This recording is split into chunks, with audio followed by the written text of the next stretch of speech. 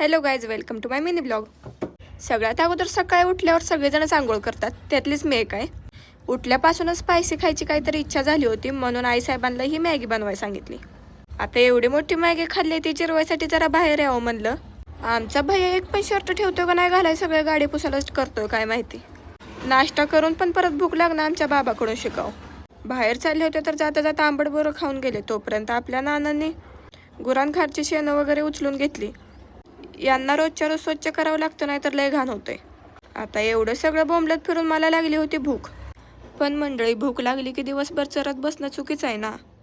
जेवण करण्याच्या ऐवजी मी घेतले होते फ्रूट्स कट करून. आता तू ह्या चम्मचनं खाते तर मला काही येत नाही, म्हणून आईसाहेब मला दाखवत होते मला पण येतं म्हणून. आता मी एवढी सारी कामे केलेत तर थोडी स्किन केअर करायला पाहिजे ना. तसं मी रोज काय करत नाही बरं का, मूडवर असतं ते.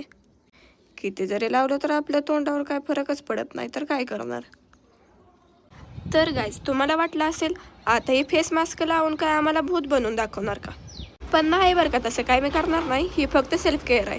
पाहिजेच असेल तर भूताचा रोल मी नंतर करून दाखवेन. हा मास्क कोणी बनवलाय हे तर मला माहिती नाही. आता मी लावते तर मला वाटायला लागलंय की मीच बनवलाय की काय. आईसाहेबांना तर मी सारखं म्हणत असते की तुम्ही पण लावा, पण आईसाहेब काय लावतच नाहीत. फेस मास्क लावायचं सोपं आहे, पण काढताना जाम दुखतोय बरं का. तुम्ही पण लावतच असताल, मला तर काय तेवढंच काम असतं. तर मंडळी, फ्रूट्स खाऊन पण आता मला भूक लागली. आता मी करते जेवण. तुमचं झालं का जेवण? मला कमेंट करून नक्की सांगा. आणि असे कॉमेडी टच व्हिडिओ बघण्यासाठी माझ्या चॅनलला सबस्क्राईब करा. बाय.